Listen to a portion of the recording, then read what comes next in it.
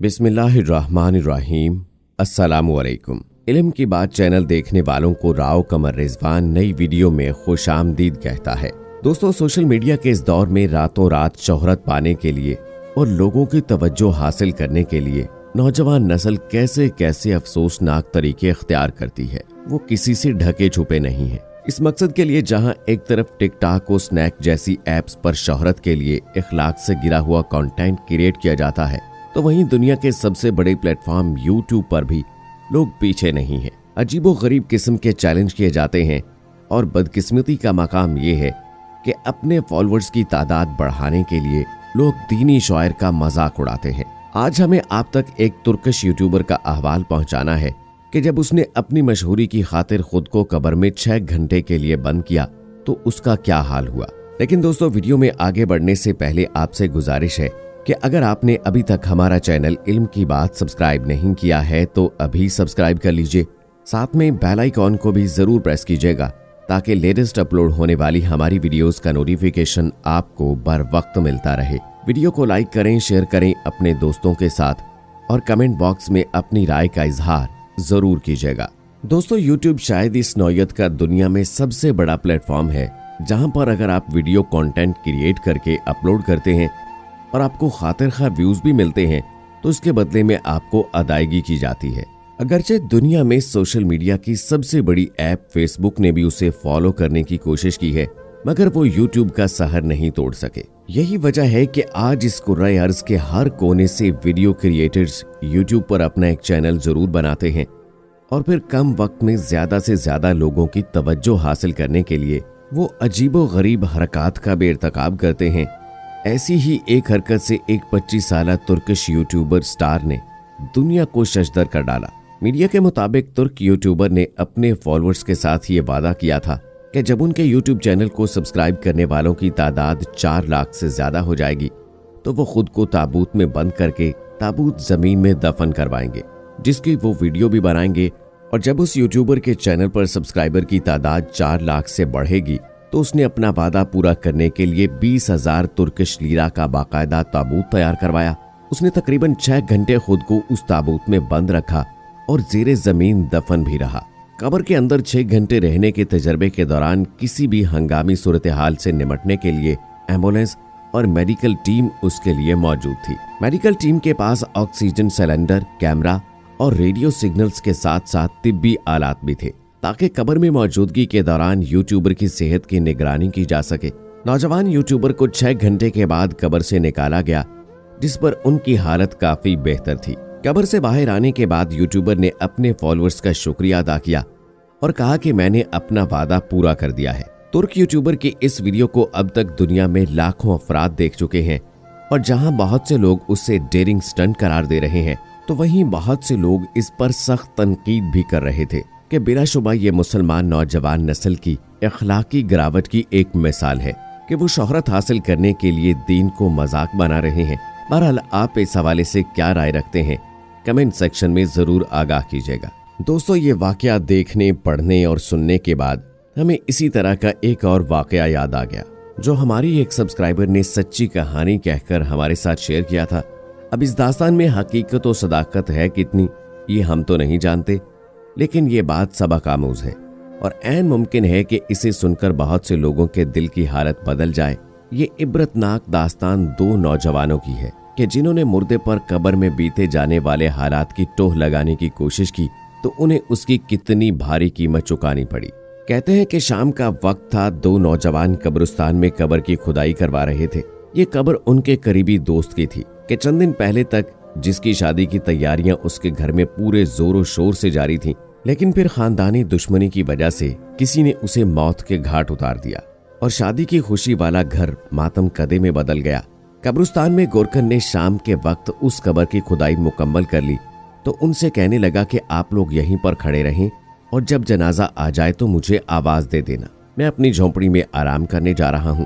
قبر کی رکھوالی کے لیے موجود 2 لڑکوں میں سے ایک نے کانپتے ہاتھوں کے ساتھ اپنے گھر فون ملایا اور پوچھا کہ میت کو جنازہ گاہ سے یہاں قبرستان لانے میں کتنی دیر باقی ہے۔ یہ پوچھ کر اس کی آنکھوں میں آنسو آ گئے اور وہ زاروں کتار رونے لگا کیونکہ مرنے والا اس کا نہ صرف کزن بلکہ بے حد عزیز دوست تھا जबकि इसके साथ कब्र की खुदाई करवाने के लिए आने वाला दूसरा नौजवान उनका मुश्तरका दोस्त था। शाम ढल रही थी और वो दोनों गम से निढाल कब्र के पास खड़े थे। कब्रिस्तान में अंधेरा आहिस्ता आहिस्ता बढ़ता जा रहा था और उनमें से एक लड़का कब्रिस्तान के माहौल के ज़ेरे असर कहने लगा कि यहाँ कब्रिस्तान में किस कदर खौफ है। वाक़यातन यहाँ पर मुर्दे ही रह सकते हैं, किसी जिंदा शख्स की कब्रिस्तान में मुकीम होने का सोचा भी नहीं जा सकता। जिंदगी और मौत के मुतालिक गुफ्तगू करने के दौरान ये मौजू भी आ गया कि कब्र के अंदर फरिश्ते किस तरह आते हैं और मुर्दे से हिसाब लेते हैं। शाम का अंधेरा, कब्रिस्तान का माहौल और कब्र किनारे बैठे ये दोनों नौजवान जब मौत के बारे में गुफ्तगू कर रहे थे तो यकीनन खौफ के असर में थे। इसी दौरान जब दूसरे लड़के के मोबाइल फोन पर घंटी बजी तो वो एकदम डर गया और उसके हाथ से मोबाइल छूटकर कब्र के अंदर जा गिरा। वो नौजवान अपना फोन उठाने के लिए ताज़ा खोदी गई कब्र में उतर गया। उसने देखा कि उसका महंगा फोन मिट्टी से भर चुका था। कब्र के अंदर उतरने पर उसे खौफ तो आया, लेकिन फौरन अपना मोबाइल पकड़कर उसने दोस्त को पुकारा, जिसने अपने हाथ से उसे खींचकर वापस कब्र से निकाला। फिर ये दोनों कुछ फासले पर बैठ गए और अपने कजन की मैयत के आने का इंतजार करने लगे। वो दोनों खामोश बैठे थे कि वो नौजवान जो कब्र में उतरा था, अचानक उसके जहन में कुछ ख्याल आया। उसने अपने दोस्त से पूछा कि क्या ये कब्र के लिए मौजूद सलेबें तुम एक एक करके उठा सकते हो? उसने कहा कि हाँ बिल्कुल, लेकिन तुम ये क्यों पूछ रहे हो? उसने कहा कि मैं थोड़ी देर के लिए कब्र में उतरना चाहता हूँ ताकि ये महसूस कर सकूं कि जब कोई कब्र में होता है तो उस पर क्या गुजरती है। यूं करना कि मेरे कब्र में उतरने के बाद तुम सीमेंट की ये सलेबें कब्र पर रख देना। और दूसरा दोस्त ये बात सुनकर ही लर्ज गया और उसने कहा कि तुम इस मौके पर भी इस तरह की बातें सूझ रही हैं, और अगर ये सब कुछ करने के दौरान यहाँ पर जनाजा आ गया तो लोग हमें कितना बुरा भला कहेंगे कि अपने दोस्त की कब्र की भी ये लोग बेहुरमती कर रहे हैं। मगर लाख समझाने के बावजूद वो अपनी ख्वाहिश पर डटा रहा और उसे कहने लगा कि वो सिर्फ चंद मिनट के लिए कब्र के अंदर रुकना चाहता है और वीडियो बनाकर वापस आ जाएगा। उसने अपने दोस्त से कहा कि ये मेरी आखिरी शरारत होगी और आज के बाद मैं कोई शरारत नहीं करूंगा। जब वो अपनी ख्वाहिश पर बाजिद रहा तो दूसरे दोस्त ने बात मान ली, जिस पर वो उठकर जाकर कब्र में लेट गया और दूसरे दोस्त ने उसकी कब्र को ऊपर से बंद कर दिया।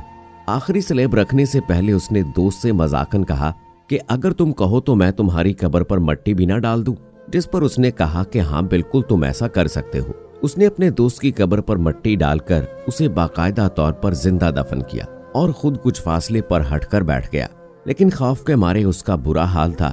चुनाचे फौरन चंद मिनट के बाद ही वो कब्र के पास गया और अपने दोस्त को मैसेज किया कि क्या अब ऊपर से ये सारी चीजें हटा लूं, लेकिन कोई जवाब न आया। उसने सोचा कि शायद मिट्टी के नीचे सिग्नल्स पूरी तरह नहीं आ रहे होंगे। चुनाचे उसने कॉल किया तो वाकयातन सिग्नल्स की वजह से कॉल नहीं मिल सकी। उसने जब ये सोचा कि मनो मिट्टी तले उसका दोस्त मौजूद है और हो सकता है कि ऑक्सीजन की कमी की वजह से उसे सांस लेने में मुश्किल पेश आ जाए, तो उसने फौरी तौर पर कब्र से मिट्टी उठाना शुरू कर दी। लेकिन जब वो सीमेंट की सिल उठाने लगा तो वही सिल जो अभी चंद मिनट पहले उसने खुद उठाकर वहां पर रखी थी, अब उसे उठ नहीं पा रही थी।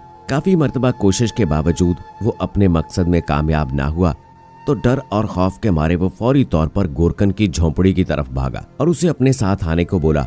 गोरकन कब्र पर पहुंचा तो वहां मौजूद सिलें और मिट्टी देखकर उसने कहा कि मैंने आपसे कहा था कि जब जनाजा आ जाए तो मुझे जरूर बुलाइए। लेकिन जब उस लड़के ने पूरा मामला समझाया तो उसके भी होश उड़ गए।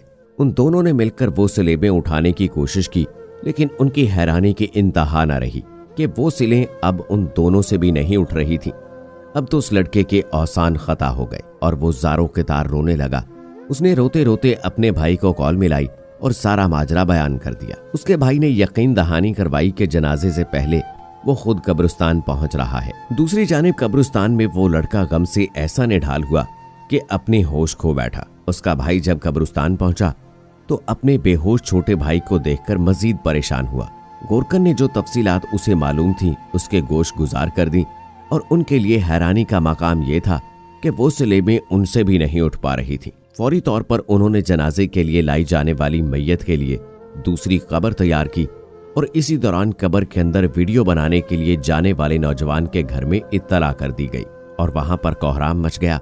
अपने बच्चे के लिए वो कब्रिस्तान पहुंचे तो सबसे पहले उन्हें ये शक गुजरा कि शायद उनके बेटे के दोस्त ने उसे नुकसान पहुंचाया हो और अब अपना गुनाह छुपाने के लिए ये झूठी बात घट रहा है। लेकिन ये सब कुछ तो तब साबित हो सकता कि जब वो कब्र खुल पाती।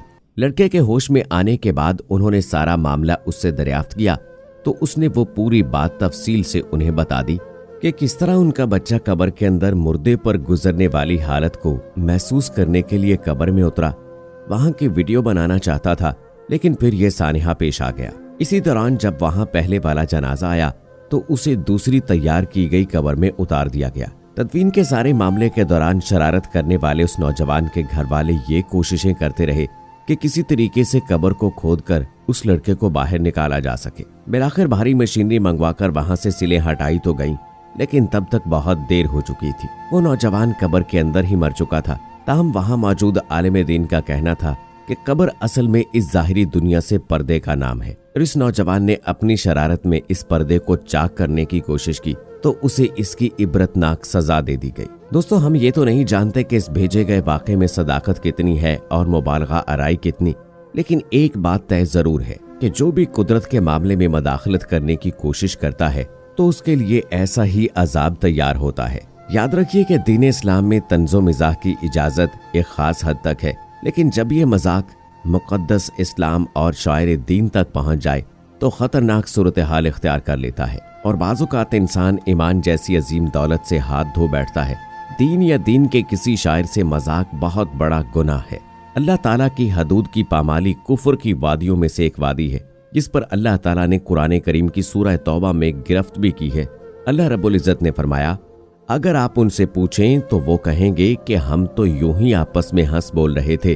तो कह दीजिए कि अल्लाह, उसकी आयात और उसका रसूल ही तुम्हारे हंसी मजाक के लिए रह गए हैं। तुम बहाने ना बनाओ, यकीनन तुम अपने ईमान के बाद बेईमान हो गए और अगर तुम में से कुछ लोगों से दरगुजर कर भी लें तो कुछ लोगों को इनके जुर्म की संगीन सजा दी जाएगी। एक बात तय जरूर है कि जो भी अल्लाह ताला की मुकर्रर करदा हदूद से तजावुज करता है उसके लिए ऐसा ही अजाब तैयार होता है। उम्मीद करते हैं दोस्तों हमारी आज की वीडियो आपको पसंद आई होगी। इस वीडियो को लाइक करें, शेयर करें अपने दोस्तों के साथ। कमेंट बॉक्स में अपनी राय का इजहार जरूर कीजिएगा। मुझे अगली वीडियो तक इजाजत दीजिए। फी अमानिल्लाह।